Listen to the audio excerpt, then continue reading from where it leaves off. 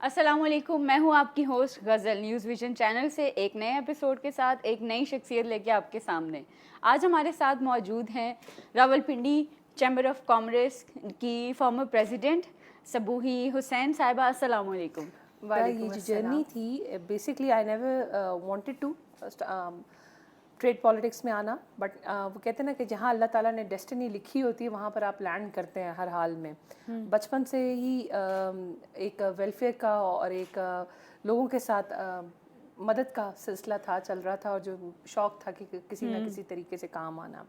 تو وہ ایک پیشن تو تھا اندر اس طرح سوشل ویلفیئر کا ورک کام کرنا، لیکن کبھی سوچا نہیں تھا. سر میری کوالیفیکیشن تو لاہور سے ہے، سمپل گریجویشن ہے. اس کے بعد میری شادی ہو گئی، میں باہر چلی گئی، ہسبینڈ کے ساتھ ڈفرینٹ کام کیے. انہوں نے بیسکلی کہتے ہیں نا کہ ہر کامیاب مرد کے پیچھے ایک عورت ہوتی ہے، تو میرے کامیابی کے پیچھے میرے ہسبینڈ ہیں، تو مرد بھی ہوتے ہیں.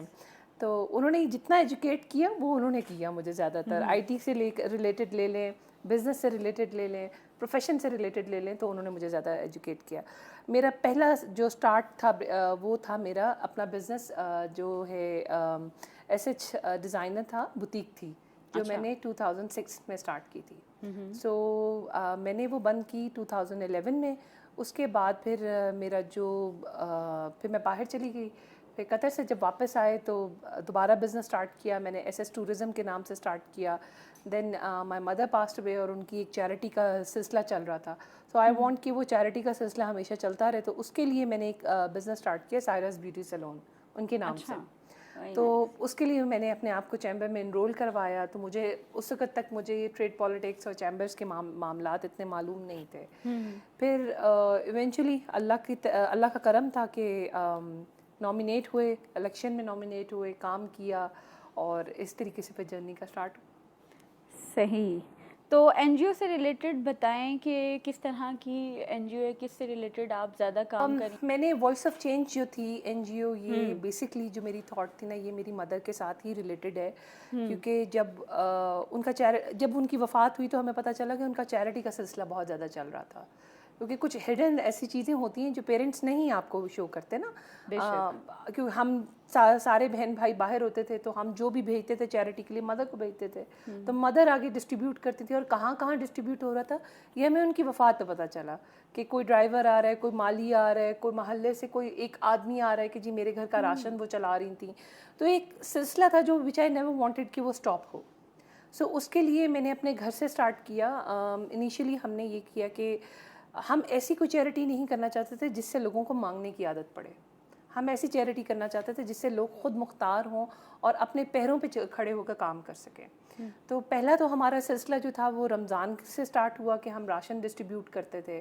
پھر آہستہ آہستہ ہم نے دیکھا کہ کیونکہ جب میرا چیمبر کا بھی ایک اللہ کی بلیسنگ میرے پہ آ گئی تھی، تو اس کی وجہ سے میرا ویژن بہت واسٹ ہوا. میں نے دیکھا کہ بہت سارے ایسے کیسز ہیں، بہت ساری ایسی خواتین ہیں جو لیگیلٹیز میں پڑی ہوئی ہیں، ڈفرینٹ جھوٹے کیسز میں بند ہیں.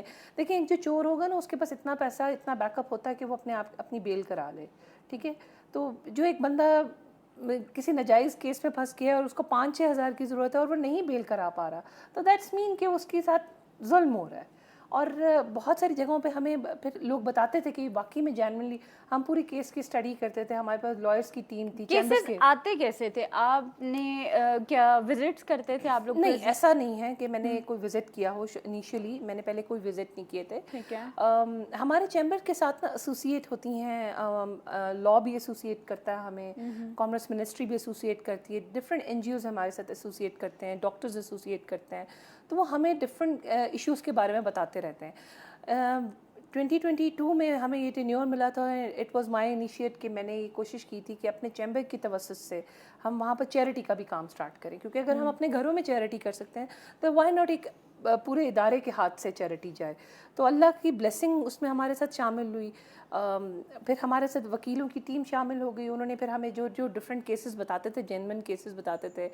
کسی کی اماؤنٹ 25,000 ہوتی تھی، کسی کی 15,000، کسی کی 5,000. ہم وہ ان لوگوں کو ریلیز کرواتے تھے. بیسک جو اماؤنٹ ہوتی ہے نا، اس کی وجہ سے بھی لوگ بہت تو سروائیو ہم کر رہے سمجھتے ہوتے تھے کہ ہم دیکھیں اتنا بڑا، میں سمجھتی ہوں کہ آپ کو کچھ بڑا کرنے کی ضرورت نہیں ہے، آپ چھوٹے سے سٹارٹ کریں.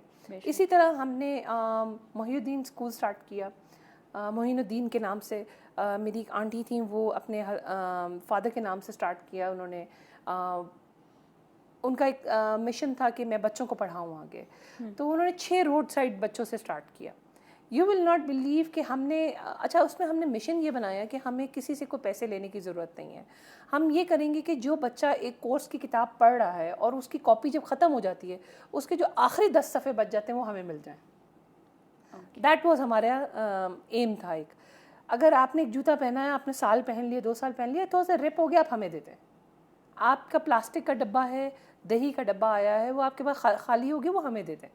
لیکن ہم نے یہاں سے مشن سٹارٹ کیا. ہم نے کسی سے کوئی پیسہ نہیں مانگا, کسی سے کوئی ایڈ نہیں مانگی. ہم نے یہ کیا کہ آپ کے پاس جو ایکسٹرا ہے وہ آپ ہمیں دے دیجئے. ہم نے وہ بنا کر روڈ سائڈ لوگوں کے بچوں کا ہم نے ہیلپ آؤٹ شروع کی, اور اسی سے پھر ہم نے ایجوکیشن سٹارٹ کی. لوگوں نے, کسی نے نرسری کا کورس دیا, کسی نے 1 کلاس کے بچوں کا, کیونکہ بچے ظاہری بات ہے ہم سب کے جب آگے بڑھ جاتے ہیں تو پھر وہ کورسز ضائع جاتے ہیں, اکثر اوقات ردی میں جاتے ہیں. تو لوگوں نے یہ ریئلائز کیا کہ ایک سوسائٹی میں ایک اچھا چینج آ رہا ہے. پھر ہم نے یہ ریئلائز کیا کہ وہ جو روڈ سائڈ بچے ہیں کہ جب وہ پڑھنے کے لیے نکلتے ہیں, ان کے پیرنٹس پریشان ہو جاتے ہیں, تو وہ تو آنے نہیں دیتے. پھر ہم نے ان کے راشن کا انتظام کرنا شروع کیا کہ منتھلی ان کا راشن کسی طریقے سے پہنچایا جائے. کچھ لوگوں نے ہمیں فائنینشلی ایڈ کرنا شروع کر دیا, کچھ لوگوں نے ہمیں خود راشن پہنچانا شروع کر دیا.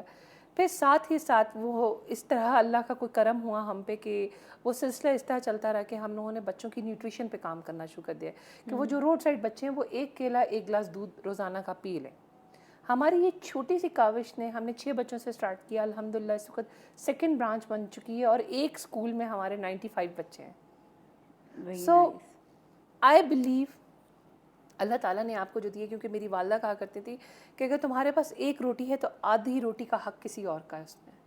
تو وہ شیئرنگ جو ہوتی ہے نا, وہ جو ایک بچپن کا ورڈ سکھایا گیا ہمیں کہ شیئرنگ از کیئرنگ, تو وہ اللہ تعالیٰ نے ہم پہ کرم رکھا کہ ہمارا کبھی گھر اس نے خالی نہیں رہنے دیا, کہ ہمیں اسی طریقے سے ہمارے ہاتھ سے ہاتھ ملتے رہے اور لوگوں کا ساتھ ملتا رہا. پھر ہم نے اس کا نام ایک رکھا کہ voice of change. Voice of change ہم نے اس لیے رکھا کہ ہم اس کو کبھی بھی ایک جگہ پہ مخصوص نہیں کرنا چاہتے کہ ہم خواتین کے لیے صرف کام کر رہے ہیں.